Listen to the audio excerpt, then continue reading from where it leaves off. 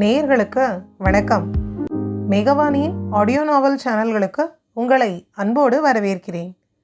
மழையை தேடி நனைவோம் வா. எழுதியது மேகவாணி. வாசிப்பது காமாட்சி ஹரிஹரன். அத்தியாயம் 11. மறுநாளே சாருவின் கைகளில் தந்தையின் நாட்குறிப்பு வந்து சேர்ந்தது. முதல் வேலையாக அதனை பிரித்து பார்த்தவளுக்கு ஒன்றும் பிடிபடவில்லை. மாணிக்கவேல் அதில் விருப்பம் போல கிறுக்கியிருந்தார். சில நேரம் என்ன எழுதுவது என்று தெரியாமல் வெறும் பேனாவை அழுத்தி புள்ளி வைத்து காகிதத்தில் ஓட்டை விழுந்ததும் தெரிந்தது. மேலும் அன்று நடந்த நிகழ்வுகளை எழுதியிருந்தவர் பயத்தில் ஓடி வந்ததை எண்ணி மிகவும் வருத்தம் கொண்டது அவரது வார்த்தைகளிலேயே தெரிந்தது. அது மட்டுமன்றி இயற்கையிலேயே நன்றாக வரையும் தன்மை கொண்டவராதலால் மேம்போக்காக அந்த சம்பவத்தை வரைந்தும் வைத்திருந்தார். என்ன இதில் எதுவுமே இல்லை என பாடிப்போனவள் இலக்கின்றி தந்தை வரைந்த படங்களையே பார்த்திருக்க சில நொடிகளில் பரபரத்தாள். அத்தனை பயத்திலும் அங்கு நடந்த விஷயங்களை உள்வாங்கி அவர் வரைந்திருந்த விதமும் வழிப்பறி கும்பலின் காரையும் அதன் பின்னே அந்த காரின் எண்ணையும் சேர்த்தே வரைந்திருந்தார். அது மட்டுமின்றி பிருத்வியால் இடுப்பில் குத்தப்பட்ட அந்த மர்ம நபரின் கையில் இருந்த பாம்பு டாட்டூவையும் தத்ரூபமாக வரைந்திருந்தார். ஒரு முறைக்கு இருமுறை அதனை நன்றாக பார்வையிட்டவள் இப்போது இதை வைத்து என்ன செய்வது என்ற யோசனையில் புகுந்தாள். அதன் பிறகே சாருவின் தோழியான ஜீவிதாவின் தமையன் காவல்துறையில் பணிபுரிவது நினைவு வர உடனடியாக அவளை நாடினாள். ஜீவிதாவின் மூலம் ஏசிபியான நிரஞ்சனை காண அனுமதியும் பெற்றாள்.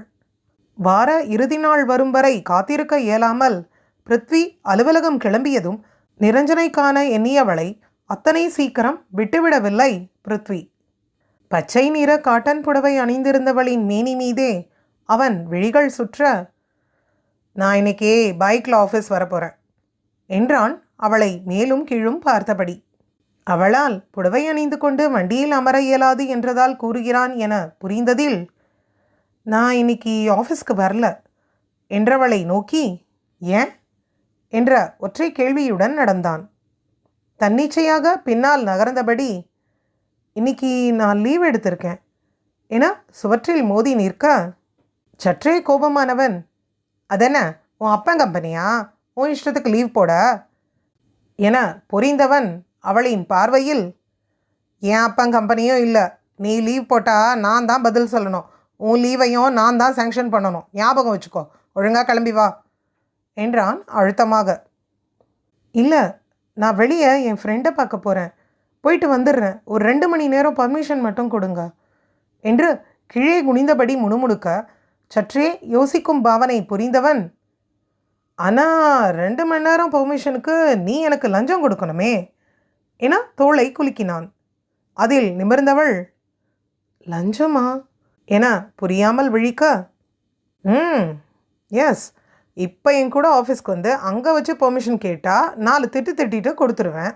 ஆனால் இங்கே வீட்டில் வச்சு அன்அஃபிஷியலாக கேட்டால் நானும் அன்அஃபிஷியலாக தான் ஹேண்டில் பண்ணுவேன். எப்படி வசதி?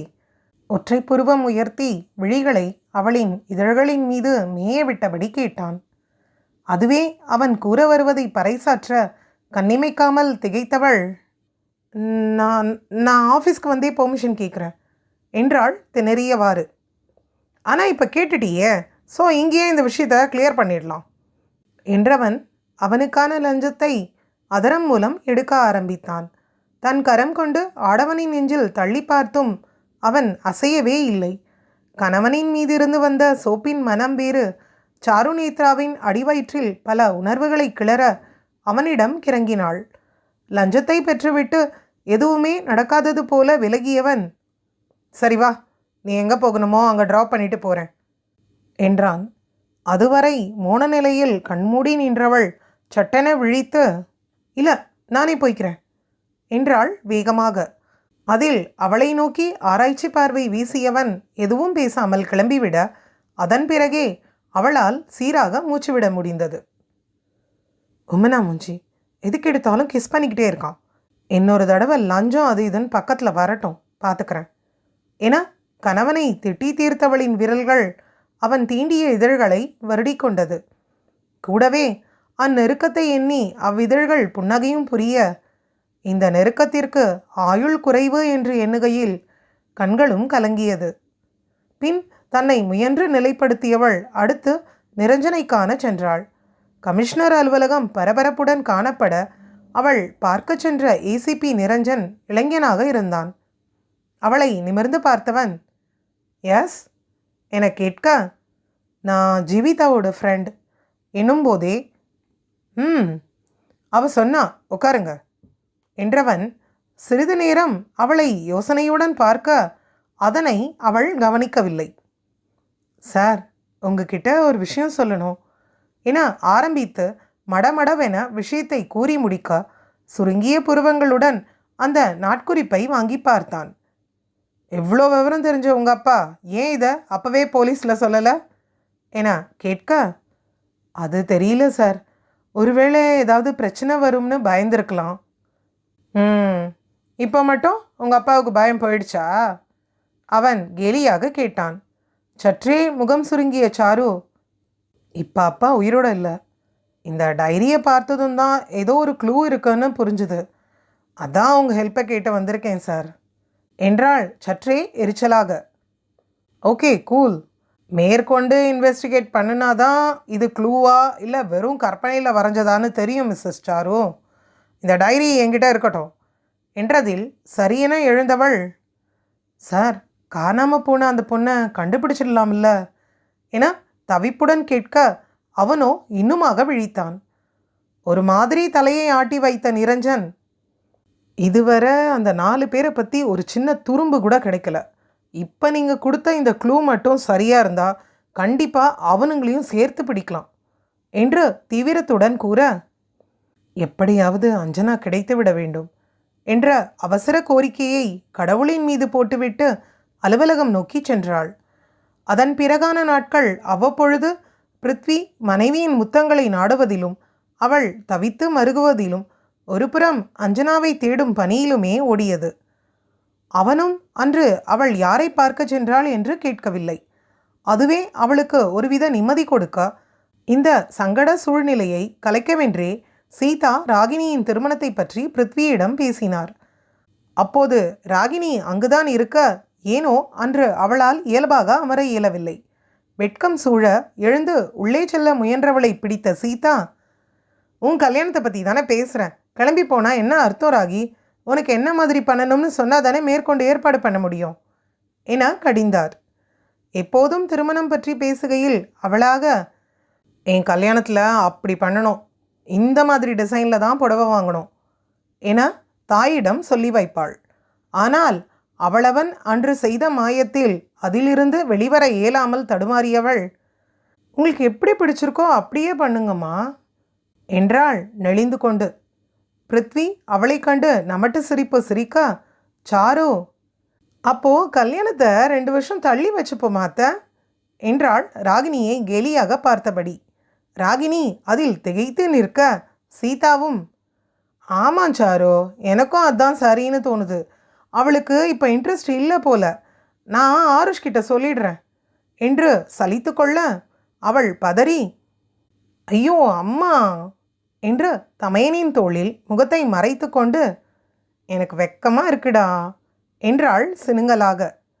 சிரிப்பை அடக்கிய பிருத்வி, அம்மா அவளுக்கு வெக்கமாக இருக்கான், ஸோ கல்யாணம் வேணாமா என்று மேலும் வார ராகினி நகர்ந்து அவனை கடுமையாக முறைத்து வைத்தாள்.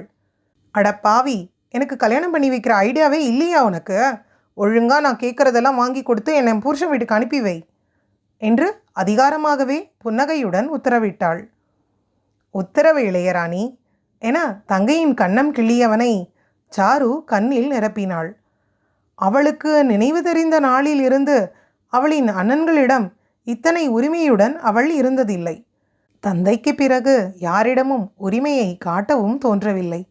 முழு உரிமைக்கும் சொந்தமானவனிடமும் இப்போது அதே போன்ற ஒதுக்கம் காட்ட வைத்த நிலையை எண்ணி கண்ணோரம் நீர் துளித்தது அவளுக்கு. அந்த வாரமே ஆருஷின் பெற்றோரை வரவழைத்து அடுத்த 1 மாதத்தில் தேதியும் குறித்தனர். இதற்கிடையில் நிரஞ்சனிடமும் அஞ்சனாவை பற்றி விசாரிக்க மறக்கவில்லை அவள்.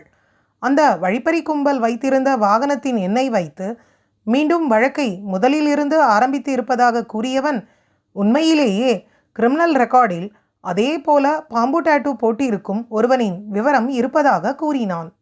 சரியாக சம்பவம் நிகழ்ந்த அன்று அவன் விடுதலையாகி வெளியில் இருந்ததும் தெரிய வர அவனை பிடித்து விட்டதாகவும், அதே நேரம் அவனுடன் இருந்த மற்ற குற்றவாளிகளை நெருங்கிவிட்டதால் சீக்கிரமே மகிழ்ச்சியான தகவலுடன் ஃபோன் செய்வதாக கூறினான்.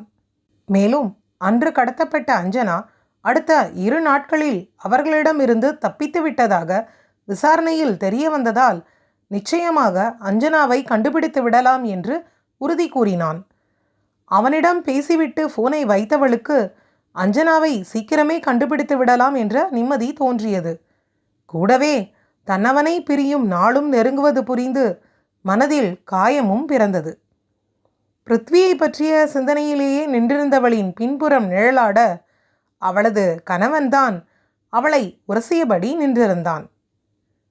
என்ன மிஸ்ஸஸ் நேத்ரா, ராகி கல்யாணத்துக்குள்ள என் அஞ்சுவை என் கண்ணில் காட்டிடுவியா என அவளின் செவிமடலை அளவெடுத்தபடி கேட்க அவனிடமிருந்து விலகியவள் கண்டிப்பா என்றாள். குட் என நளினமான புன்னகை ஒன்றை அளித்தவன் கன்னத்தை ஈரம் செய்துவிட்டு போக அவனை திட்டியவாறே அவன் இதழ்பட்ட இடத்தை அழுந்த துடைத்து கொண்டாள். சீதாவும் சாருவும் திருமணத்திற்கு தேவையானவைகளை வாங்கி குவிக்க அதன் பிறகு சீதாவும் இருவருக்கும் இடையில் நடக்கும் எதை பற்றியும் கேட்டுக்கொள்ளவில்லை. மற்றவர்கள் முன் இருவரும் சாதாரணமாக இருப்பது போல காட்டிக்கொண்டனர். அன்று அலுவலகத்திலிருந்து வீட்டிற்கு கிளம்பும் வேளையில் மழை அடித்து ஊற்றியது. சும்மாவே இவன் நல்ல மூடில் தான் இருப்பான், இதில் இன்னைக்கு மழை வேற ஏன் தான் இப்படி பெய்யுதோ என சலித்து கொண்டாள் சாருநேத்ரா. முன்னெல்லாம் எப்பொழுது மழை வரும் என ஏங்கியவளுக்கு இப்பொழுது அதனை கண்டாலே பிருத்வியின் கோபமுகமே கண்முன் நிற்பதில் மெலிதாய் புன்னகைத்து கொண்டாள். கூடவே இந்த மழை எப்போ நிற்கிறது, இன்னைக்கு எப்போ வீட்டுக்கு போகிறது, விடிஞ்சிடும் என புலம்பினாள். அதிலும் இன்று இருவரும் வண்டியில் வேறு வந்திருந்தனர். அவள் பயந்தது போல மழை நீடிக்காமல் பாதியில் நின்றுவிட அப்பாடா என்று ஆசுவாசமாகும் போதே பிருத்வி அங்கு வந்திருந்தான். மழை திரும்ப வரத்துக்குள்ளே கிளம்பலாம் என்று விட்டு வண்டியை எடுக்க இவன் கோபத்துக்கு மழை என்ன பண்ணுச்சான், பார்க்குற எல்லாத்தையும் திட்டுறான்.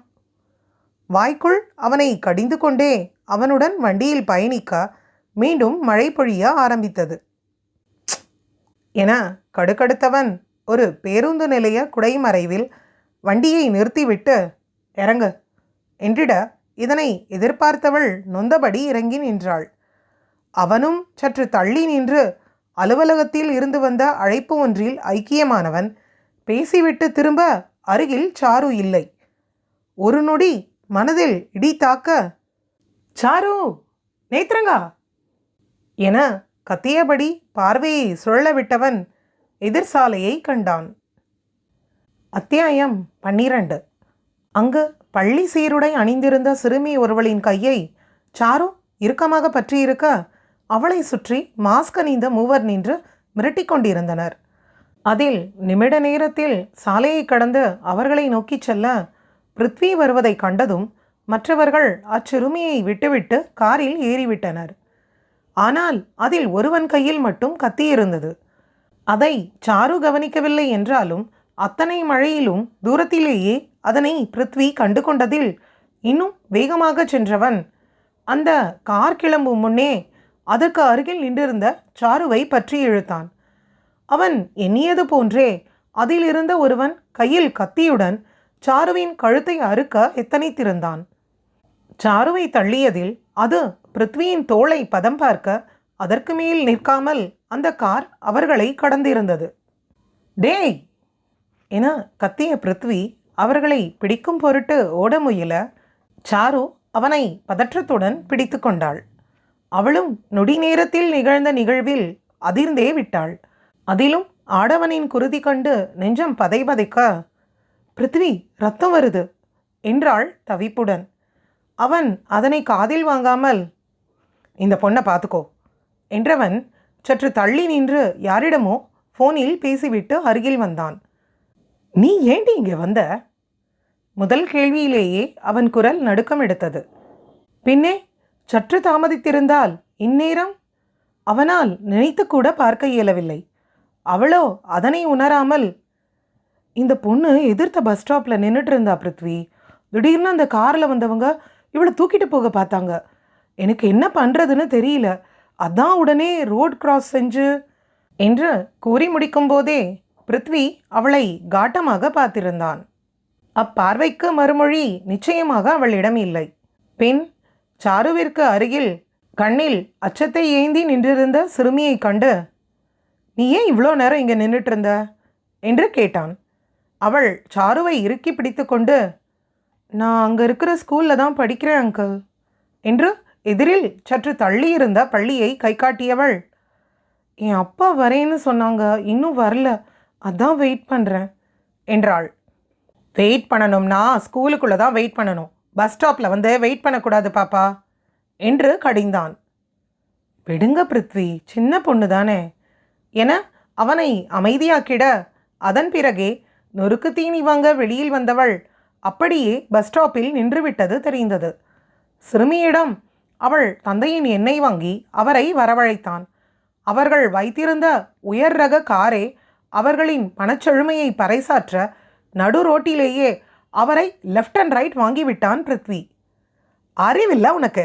சோறு தானே திங்கிற, உப்பு போட்டு தானே சாப்பிட்ற, புள்ள பெற்றுக்க தெரியுதில்ல, ஸ்கூலுக்கு அனுப்ப தெரியுதில்ல, கரெக்ட் டைமுக்கு வந்து கூட்டிகிட்டு போக மாட்டியா? அதான் காரு இழவெல்லாம் வச்சுருக்கீங்கள, சீக்கிரம் வந்து கூட்டிகிட்டு போனால் செத்தா போயிடுவ. இன்னும் வாய்க்கு வந்தபடி திட்டியவனை அடக்கும் வழி தெரியாமல் சாருதான் திணறினாள். பிருத்வி, கொஞ்சம் அமைதியாக பேசுங்க ப்ளீஸ் என அடக்க முயல அவன் அடங்கவே இல்லை. முதலில் மகளை காப்பாற்றியவன் என்று மரியாதையாக பேசிய சிறுமியின் தந்தையும் ஒரு அளவுக்கு மேல் பொறுக்க இயலாமல், என்ன ஓவரா பேசுகிற, நீ ஒன்றும் யார் பொண்ணையும் காப்பாற்ற வேணாம் என சண்டைக்கு வந்தவர், உன்னை போலீஸில் கம்ப்ளைண்ட் பண்ணுறேன் என்றார் கடுப்பாக. நீ எங்கே வேணாலும் போய் கம்ப்ளைண்ட் கொடுடா வெண்ண, பொண்ணை பார்த்துக்க துப்பு இல்லை வந்துட்டான் என்றவன் அவனது வீட்டு முகவரியையும் பெயரையும் கூறி, இதான் என் அட்ரஸ், போய் கம்ப்ளைண்ட் கொடுத்துட்டு போலீஸோட வா போ என்று எகிற, ஐயோ பிருத்வி ப்ளீஸ் வாங்க சார், நீங்கள் போங்க சார், பிருத்வி கையில் காயத்தோடு எவ்வளோ நேரம் நிற்பீங்க, வாங்க பிருத்வி ப்ளீஸ் என பலவாறு கெஞ்சி அவனை கிட்டத்தட்ட இழுத்து சென்றாள். என்ன பிருத்வி நீங்கள் இப்படி அவரை திட்டுவீங்க, யாராவது வேணும்னே பொண்ணை கடத்த விடுவாங்களா என்று கடிய அவன் பதிலே கூறாமல் வண்டியில் ஏறப்போனான். இருங்க பிருத்வி, கையில் அடிபட்டிருக்குல்ல, ஆட்டோவில் போய் கைக்கு முதல்ல கட்டு போடலாம் என்றிட பல்லை கடித்தவன், இப்போ வண்டியில் ஏறுறியா இல்லை இங்கே விட்டு போகவா என சீறினான். அதில் வாடிய முகத்துடன் வண்டியில் ஏறியவள் அமைதியின் சிகரமாக வந்தாள். ஆனால் அவனது பார்வைதான் கண்ணாடி வழியே தெரிந்த மனைவியின் கலங்கிய முகத்தின் மீதே எஞ்சி நின்றது. சில நிமிடங்களில் ஒரு மருத்துவமனையில் நிறுத்தியவன் கைக்காயத்திற்கு கட்டிட்டு முடித்த பிறகே வீட்டை நோக்கி சென்றான். சட்டையின் கைப்பகுதியை நன்றாக இறக்கிவிட்டவன், நடந்தது வீட்டில் யாருக்கும் தெரிய வேணாம், ஒளரிடாத என எச்சரிக்க அவளும் சரியென தலையாட்டினாள். இன்னும் மழையில் நனைந்த ஈரம் காயாமல் வந்த இருவரையும் கண்ட சீதா, என்னடா ஒரே அதிசயமாக இருக்கு, தூரல் போட்டாலே வண்டியை நிப்பாட்டிடுவ, இன்னைக்கு இவ்வளோ நனைஞ்சிட்டு வந்திருக்க என்று வியக்க, வரும்போது மழைமா என சமாளித்தான். சரி சரி, முதல்ல போய் ட்ரெஸ்ஸை மாற்றுங்க, சளி பிடிச்சுக்க போகுது என்று இருவரையும் அறைக்கு அனுப்பி வைக்க, உள்ளே சென்று கதவை அடைத்த நொடியில் சாரு கணவனின் கைவளைவில் இருந்தாள். திடீரென ஏற்பட்ட ஸ்பரிசத்தில் அவள் உறைந்தாலும் அவனது இறுகிய அணைப்பை விலக்க மனம் வரவில்லை. அதே நேரம் அணைக்கவும் முனையவில்லை. அவனே விலகட்டும் என அவள் பொறுமை காக்க அவனோ நகர்வது போல் தெரியவில்லை. அதில், பிருத்வி உங்களுக்கு கை வலிக்கப் போகுது என்று அவன் முதுகை தட்டியதும் தான் இறுக்கத்தை தளர்த்தியவன் குளியலறை நோக்கி கண்ணை காட்ட, அவளும் தொய்ந்த பாதங்களுடன் உடையை எடுத்துக்கொண்டு குளியலறைக்குள் மறைந்தாள்.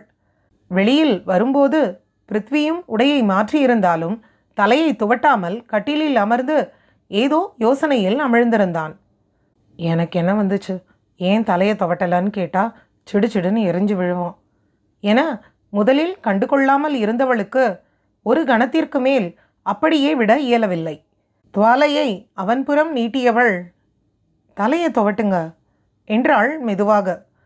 அவள் அருகில் வருவதற்காகவே காத்திருந்தவன் போல துவாலையுடன் அவளை இழுத்து மடியில் அமர வைத்திட மீண்டும் ஒரு முறை திடுக்கிட்டு போனாள் பாவை. மனையாளை அழுத்தமாக பார்த்தபடியே அவள் கையை பிடித்து தலையை துவட்டிக்கொள்ள இருவரின் மூச்சுக்காற்றும் பாந்தமாக தீண்டியது. தவிப்பாக நெளிந்தவள் ஒரு கட்டத்தில், நானே துவட்டி விடுறேன், கையை எடுங்க என்று சரணடைந்து விட்டாள். மந்தகாச புன்னகை ஒன்றை உதட்டுக்குள் ஒலித்தவன் பார்வையை மாற்றாமல் இருக்க, என்ன, எதுக்கு இப்படி பார்க்குறீங்க என தயங்கினாள். நியாயமாக சப்பு சப்புன்னு அரைஞ்சிருக்கணும், அதான் அதுக்கு பதிலாக வேற பனிஷ்மெண்ட் கொடுக்கலாமான்னு பார்க்குறேன். அலுங்காமல் குலுங்காமல் அவன் பதில் கூற அவளோ விழித்து, நான் என்ன செஞ்சேன் என்றாள் புரியாமல். அவளது கொடியிடையை இறுக்கி கொண்டவன், என்ன செஞ்சியா? என்ன கூப்பிடாம நீ ஏண்டி எதிர்த்த ரோட்டுக்கு போன? Just miss. என் கையில் பதிஞ்ச கத்தி உன் கழுத்தில் பதிஞ்சிருந்தா? அதற்கு மேல் பேச முடியவில்லை அவனால். முகத்தை அவளது கழுத்தில் புதைத்து கொண்டவனுக்கு இன்னும் கூட நடுக்கம் நிற்கவில்லை. அவனது தவிப்பும் பதற்றமும் தனக்காக என்று உணர்ந்தவளுக்கு எங்கோ பறப்பது போல இருந்தது. மேலும் அவனின் சோர்வு அவளையும் தாக்கியதில் மெல்ல பிருத்வியின் கேசத்தை கோதிவிட இன்னும் வாகாக அவளுள் புதைந்து கொண்டான். அந்த சின்ன பொண்ணு ஆபத்தில் இருக்கான்னு புரிஞ்சதும் எதுவும் யோசிக்க தோணலை. அதான் உங்ககிட்ட கூட சொல்லாமல் அங்கே போயிட்டேன் என்றவள் அவன் மௌனம் காத்ததும், அஞ்சனா காணாமல் போனப்ப அந்த பொண்ணு வயசு தான் இருக்கும்ல என கேட்டிட, என்றான் சுரத்தே இன்றி. அதான் அவளை பார்த்ததும் சட்டுன்னு அந்த ஞாபகம் வந்துடுச்சு. உங்கள் அஞ்சனாவை தான் எங்கள் அப்பாவால் காப்பாற்ற முடியல. அட்லீஸ்ட் கண்ணுக்கு தெரிஞ்ச சின்ன பொண்ணையாச்சும் காப்பாற்றலாமேன்னு தான் என கூறி முடிக்கும் முன் அவள் இதழ்கள் அவன் வசம் இருந்தது. அவ்விதழ் அணைப்பில் அவளும் வசமிழக்க வேண்டுமட்டும் பெண்ணவளின் மூச்சை திருடி கொண்டவன், இன்னொரு தடவை இந்த முட்டாள்தனத்தை செய்யாத, புரியுதா என்றான் கண்டிப்பாக. இன்னும் கூட அவனது தவிப்பு புரியாதவளோ, நடந்த சம்பவம் காரணமாக அவனுக்கு அஞ்சனாவின் நினைவு வந்துவிட்டது என்று எண்ணிக்கொண்டு மேலும் பேச தெம்பின்றி சரி என்றாள். அதன் பிறகே சற்று தெளிந்தவன், என்ன சொல்லிட்டு நீ ஏன் தலையை துவட்டாமல் இருக்க என்று அவனது துவாலை கொண்டு அவளின் கூந்தலையும் துவட்டிவிட சாரு விழித்தாள். அவ்விழியில் ஒரு முத்தம் பதித்தவன், எப்போ பாரு முழிச்சிக்கிட்டே இருக்காத நேத்திரங்கா என்றவனின் இதழ்கள் புன்னகைக்க துடிக்க அவளும் விழிப்பதை நிறுத்தவில்லை. அவனும் முத்தங்களை நிறுத்தவில்லை. இப்பொழுதெல்லாம் அம்முத்தங்கள் அவளுக்கு பழகியிருக்க அவனை நிறுத்தியவள், யாருங்க அந்த பொண்ணை கடத்த முயற்சி செஞ்சிருப்பா என கேட்டாள் யோசனையாக. தெரியல, போலீஸ் கம்ப்ளைண்ட் பண்ணியிருக்கேன், அவங்க பார்த்துப்பாங்க என அசட்டையாக கூற, ஓ, அங்கே வச்சு நீங்கள் ஃபோனில் பேசினது போலீஸ்கிட்ட தானா என்றவள், என் ஃப்ரெண்டோட அண்ணன் இங்கே ஏசிபியாக தான் இருக்காங்க பிருத்வி, எனக்கு அவரை தெரியும், எதுக்கும் அவர்கிட்டையும் சொல்லி வச்சிடலாமா என்றாள் வேகமாக. ஒரு நொடி அவள் மீது எக்ஸ்ரே பார்வை வீசியவன், ஏசிபியெல்லாம் தெரிஞ்சு வச்சுருக்கீங்க, பெரிய ஆளு தான், உனக்கு அவரை தெரியும், ஏசிபிக்கு ஒன்று தெரியுமா என நக்கலடித்தான். அதில் அவனை முறைத்து வைத்தவள், அதெல்லாம் தெரியும் என தலையை உருட்டி விட்டு, இருங்க உங்களுக்கு காஃபி எடுத்துகிட்டு வந்துட்டு அப்படியே சார்ட்டியும் பேசிட்டு வரேன் என ஃபோனை எடுத்துக்கொண்டு வெளியில் சென்றாள். அவள் தனியாக சென்று பேசியதில் ஒரு காரணமும் இருந்தது. எக்காரணம் கொண்டும் அஞ்சனாவை தேடும் விஷயத்தையும் நடக்கும் விசாரணையையும் தன் கணவனிடம் கூற வேண்டாம் என கோரிக்கை விடுத்திருந்தாள் நிரஞ்சனிடம். சொன்னது போன்றே சிறிது நேரத்தில் காப்பியுடன் உள்ளே வந்தவள், பிருத்வி, ஏசிபி சார் லைனில் இருக்காரு, கொடுக்கவா என கேட்டாள் கிசுகிசுப்பாக. அவள் சாதாரணமாக பேசினாலே உள்ளம் வழுக்கி கொண்டுதான் செல்கிறது. இப்பொழுது சொல்லவும் வேண்டுமா? சாருவை துளைக்கும் பார்வை பார்த்தபடியே என்றிட உடனே ஃபோன் அவன் கைக்கு மாற்றப்பட்டது. அங்கேயும் ஓகே வரேன் என்று மட்டும் கூறியவன் ஃபோனை அணைத்துவிட அவளோ குழம்பினாள். என்னங்க நீங்கள் ஏசிபி கிட்டேயும் மரியாதை இல்லாமல் பட்டும் படாமல் பேசுகிறீங்க என குறைப்பட்டு கொள்ள லேசாக முறைத்தவன், உங்கள் ஏசிபி சார் என்னை பார்க்கணுமா, அதுவும் உடனே, நான் போயிட்டு வந்துடுறேன் என்று எழுந்தான். அவளோ பதறிவிட்டாள். எதுக்கு பிருத்வி உங்களை பார்க்கணும்னு சொல்கிறாங்க? அந்த பொண்ணோட அப்பா அவங்க மேலே கம்ப்ளைண்ட் எதுவும் கொடுத்துட்டாரா? இதுக்கு தான் சொன்னேன் பொறுமையாக இருங்கன்னு என தன்னை மீறி பரபரத்தவளை கண்டு சிரிப்பை அடக்குவதுதான் அவனுக்கு பெரும் பாடாக இருந்தது. ஆமாம் ஆமாம், கம்ப்ளைண்ட் தான் கொடுத்துருக்கான், அதான் விசாரிக்க கூப்பிட்டாங்க என்று அவளை மேலும் தவிக்க விட அவளுக்கு கண்ணே கலங்கிவிட்டது. பாவம். சே, சும்மா இல்லாமல் நானே ஏசிபி சாருக்கு ஃபோன் செஞ்சு உங்களை போலீஸ் ஸ்டேஷன் போக வச்சுட்டேன் என புலம்பி தள்ளியவள், நானும் வரேன் உங்கள் கூட என்றாள் பிடிவாதமாக. கண்ணீர் வேறு இதோ அதோவென கண்ணில் நிறைந்து நின்றவளை கண்டவனுக்கு மேலும் சிரிப்பு பொத்துக்கொண்டு வர மென்மையாக அக்கண்களுக்கு இதழ்வத்தடம் அளித்தவன், வாண்டடா வரேன்னு சொல்கிற, சரி உன் இஷ்டம் என உதட்டை சுழித்தபடி அவளையும் அழைத்தே சென்றான். கமிஷனர் அலுவலகத்தின் முன்பு காரை நிறுத்திய பிருத்வியின் கையை அழுத்தி பிடித்து கொண்ட சாரு, பிருத்வி எதுவாக இருந்தாலும் பொறுமையாக பேசுங்க, நிரஞ்சன் சார் ரொம்ப நல்லவர், சொன்னால் புரிஞ்சுப்பார் என்றாள். ஓ, அப்போ நான் எதையும் புரிஞ்சுக்க மாட்டேன் அப்படி தானே? அவன் விழியிடுங்க உறுத்து விழிக்க, இல்லை இல்லை நான் அப்படி சொல்லலை என மறுத்தவள் மேலும் பேச இயலாமல் திணற அதனை ரசித்து வைத்தவன், சரிடி நான் பொறுமையாக பேசுகிறேன் போதுமா என்றபடி உள்ளே சென்றான். அப்படியும் அவள் கையை விடவில்லை. நேராக நிரஞ்சன் அறைக்கு செல்ல பிருத்வி பேசும் முன், சாரு இவர் தான் என் ஹஸ்பண்ட், இவரை இங்கே ஏன் வர சொன்னீங்க சார் என கேட்க நிரஞ்சன் இருவரையும் மாறி மாறி பார்த்தான். பிருத்வியோ, hello sir I am Prithvi என அவனை நோக்கி கை நீட்ட நிரஞ்சன் கை குலுக்காமல் தீப்பார்வை பார்த்தான். அதில் மனைவியின் புறம் திரும்பியவன், என்ன நேத்திரங்கா உங்கள் ஏசிபி சார் ரொம்ப ரொம்ப நல்லவர்னு சொன்ன, அவர் என்னன்னா கை கூட கொடுக்க மாட்டேங்கிறாரு என்று சலித்திட நிரஞ்சன் தான், டேய் கடுப்ப கலப்பாத என முறைத்தான். பிருத்வி கேலியாக இதழ் விரித்து, சுத்தம் மரியாதை கூட தெரியல இவருக்கு என்றான் மீண்டும் சீண்டலாக. நிரஞ்சனும், ஏசிபி சாருக்கு இல்லாத மரியாதையா, உட்காருங்க சார் என எழுந்து நிற்க பொசுக்கென போட்டு உடைப்பான் என்று பிருத்வியும் எதிர்பார்க்கவில்லை. அவனை முறைத்துவிட்டு சாருவை பார்க்க அவளோ அப்பட்டமான அதிர்ச்சியை முகத்தில் தாங்கியபடி நின்றிருந்தாள். சாருவுக்கு மட்டுமா ஷாக்? நமக்கும் தான் ஷாக்காக இருக்கு. பிருத்வி ஏசிபியா? இனி ஒவ்வொன்றாக கதையின் முடிச்சுகள் அவிழும் நேரம். Please like, share, comment and subscribe our channel. நன்றி.